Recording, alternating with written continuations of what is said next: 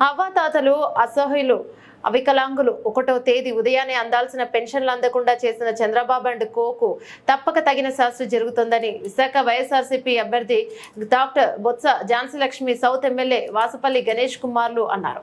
సోమవారం విశాఖ దక్షిణ నియోజకవర్గ పరిధిలోని 38వ వార్డులో జరిగే వైఎస్ఆర్సీపీ ఎన్నికల ప్రచారంలో బొత్స ఝాన్సీ వాసుపల్లి గణేష్ కుమార్లు పాల్గొని ప్రసంగించారు. ఇంటి ముంగిటకు పిచ్చుకలు పిల్లలకు ఆహ్లాదాన్నిస్తే వాలంటీర్లు ప్రభుత్వ సాయం తీసుకుని పెద్దలకు ఆ ఇంట్లో ఉన్న అసహాయులకు ఆహ్లాదాన్ని ఇస్తున్నారన్నారు.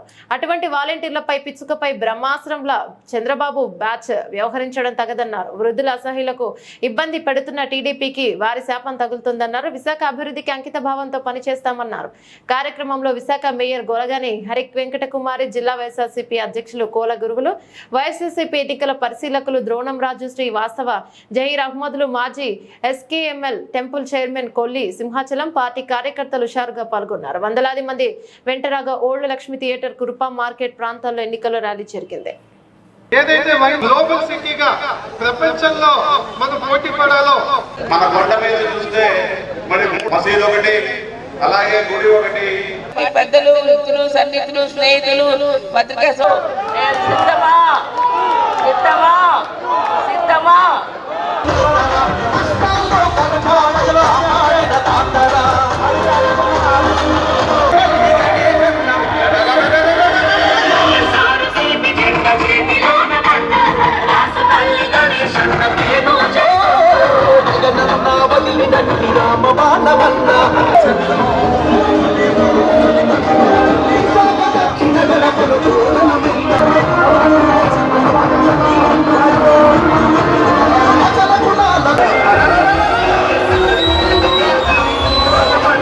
Language power is important. Power of expression is very important. ఆ పవర్ ఆఫ్ ఎక్స్ప్రెషన్ తనలో చాలా ఉంది. గతంలోనే 2 సార్లు ఎంపీగా చేశారు. మంచి స్టేట్స్మెన్ గా గుర్తింపు తెచ్చుకున్నారు. 3 లాంగ్వేజ్ల్లో కూడా మాట్లాడగలిగే మంచి వాగ్దాటి. అటు ఇంగ్లీష్ కానీ, హిందీ కానీ, తెలుగులో కానీ మన కోసం, మనందరి కోసం గలమెత్తి గర్జించగలిగే ఒక సామర్థ్యం ఉండే నాయకురాలు పేరులోనే మేడం ఝాన్సీ గారు. ఆ ఝాన్సీ పవరు మేడంలో ఉంది. బొత్స గారి పవరు తనలో ఉంది. మనకి తన ఎంపీ అవుతే మనకి ఇక్కడ 2 ఇంజన్లు, ఒకటి బొత్స గారుతో పనులు చేయించుకోవచ్చు, ఇంకోటి ఝాన్సీ మేడం గారితో పనులు చేయించుకోవచ్చు. విశాఖపట్నం జిల్లా అంతా కూడా చిటికల పనులు అయిపోతాయి. ఇక్కడ ఉండే జాలర్ కమిటీ మాకేమో గుడ్లు కట్టడానికి రెవెన్యూ ల్యాండ్ అడిగారు నన్ను. అది ఝాన్సీ మేడం గారు ఎంపీ అయిన వెంటనే బొత్స గారితో చేయించి ఆ రెవెన్యూ ల్యాండ్ సుమారు 300 గజాలు మిమ్మల్ని మీరు అడిగారు అంటేనే ఆ 300 గజాలు చేయించి ఆ అమ్మవారి సాక్షిగా ఇప్పించే బాధ్యత నాదని చెప్పేసి మేడం గారిని చెప్పి మీకు తెలియజేస్తా ఉన్నాను. ఇది మాట విత్ ఇన్ 6 months లో జరిగే మాట. ఎంపీగా అయిన వెంటనే 6 నెలల్లో చేసి ప్రతి జాలర్లకి ఉండే వాళ్ళకి అందిస్తాము, 1,000,000 జాలర్లకి అని చెప్పి తెలియజేస్తా ఉన్నాము.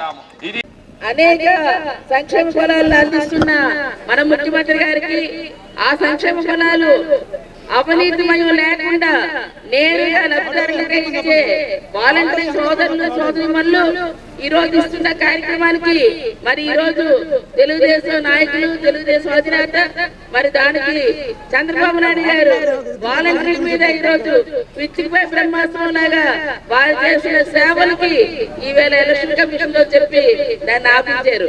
దానివల్ల ఈ రోజు ప్రతి నెల 1వ తారీఖున చూస్తున్న పెన్షన్ గురించి ఇంటికి నేరుగా తీసుకొచ్చే ఆ పెన్షన్ ని ఈవేళ వాలంటీర్ల ద్వారా కాకుండా మరి ప్రత్యేకంగా మరి అటువంటి వాటిని ఈవేళ లేట్ చేశారు, ఇవ్వడానికి ఆలస్యం చేశారు.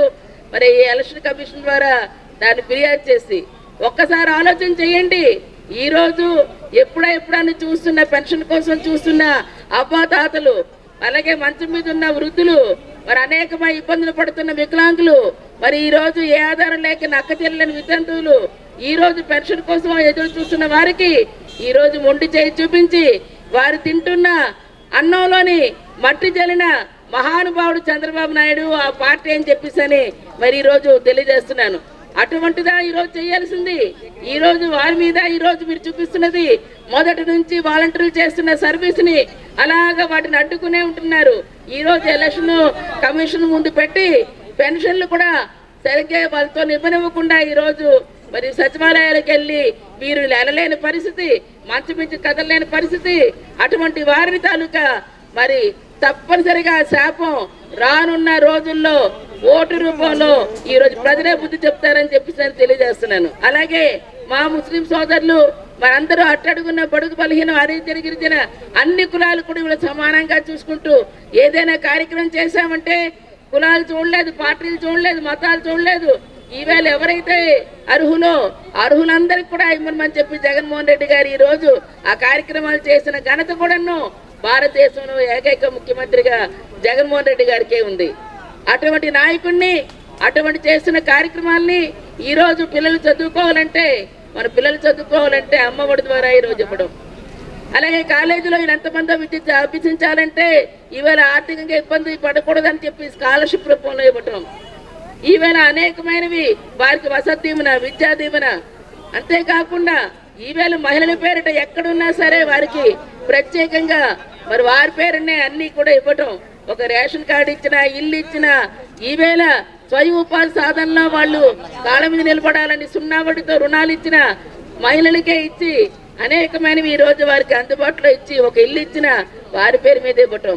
ఇప్పటికే అనేక కార్యక్రమాలు చేసి ఇక్కడ కావలసినవి ఇంకా పూర్తి స్థాయిలోనే వారు మాట్లాడినప్పుడు గణేష్ గారు చెప్పారు, తప్పనిసరిగా ఈ ప్రాంత వాసులకు ఏం కావాలో గతంలో నాకు విజయనగరం బొబ్బిలి చేసినప్పుడే మత్స్యకారుల మీద ప్రత్యేకంగా ఆ రోజు కూడాను ఏదైతే ఉందో పెన్షన్ 50 సంవత్సరాలకే రావాలని దాన్ని పార్లమెంట్ లో లేవనెత్తడం, దానికి అనుగుణంగా మరి ఫైనాన్స్ కమిటీలో పెట్టించడం, దానికి అనుగుణంగా ఇక్కడ గణేష్ గారు కూడా గట్టిగా ప్రయత్నం చేయడం, మరి 50 ఏళ్లకే భారతదేశం అంతా మరి మత్స్యకార సోదరులకి పెన్షన్ వచ్చే విధంగా తీసుకురావడం జరిగింది.